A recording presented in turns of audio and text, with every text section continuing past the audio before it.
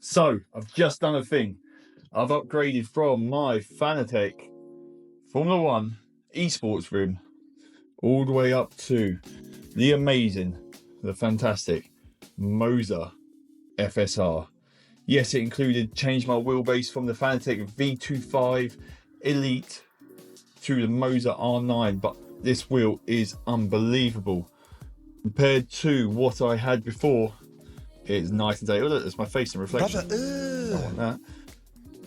Compared to this, that Moza wheel is unbelievable. I love this wheel. I used it for years, but a time had come and I need to upgrade it. So what's the big differences between that wheel and this wheel?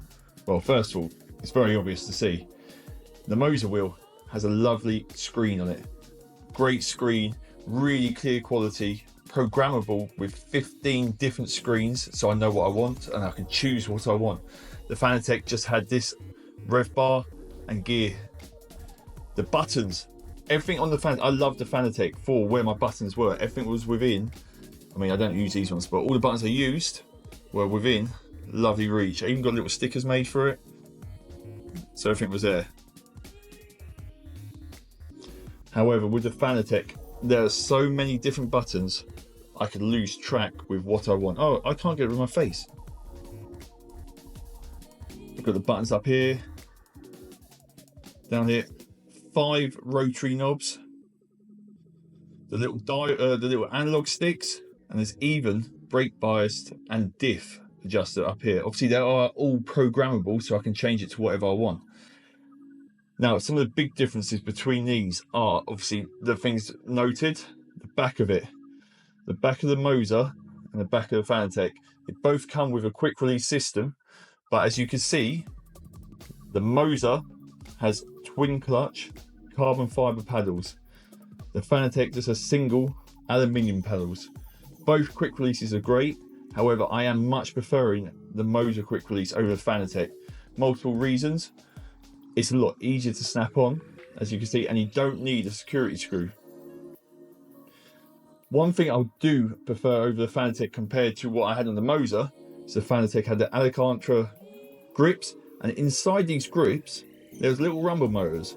So when I was driving, if my car understeered, this motor here would rumble and it would simulate understeering the steering wheel.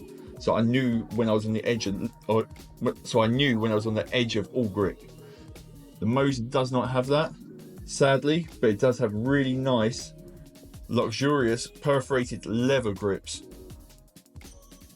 That's enough for me talking with it off. Let's have a look what it looks like on my rig. So we're all plugged in, we're powered up, and you can see just the way that turns on. All the lights coming on, giving you a fancy display. You can see how clear it all is. It's just another level.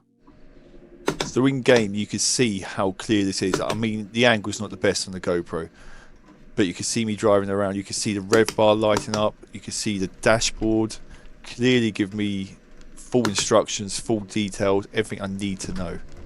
So in this video, I was racing a fixed Formula 4, so you don't get a lot of information. But let's just say I was racing GT3.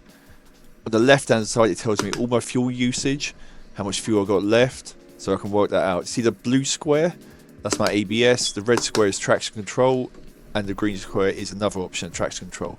Clearly, I can see this. I can optimize what gear I'm in, what traction control setting I have as I'm driving around. It's all there. I don't have to scroll between black boxes.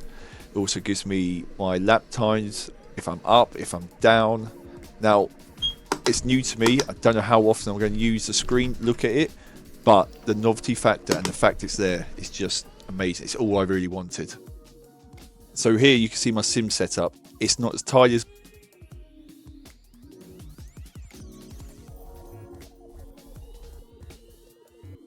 I wish it was, but I've got my shelves up there with old crash helmets, old RC car body shelves, important trophies to me.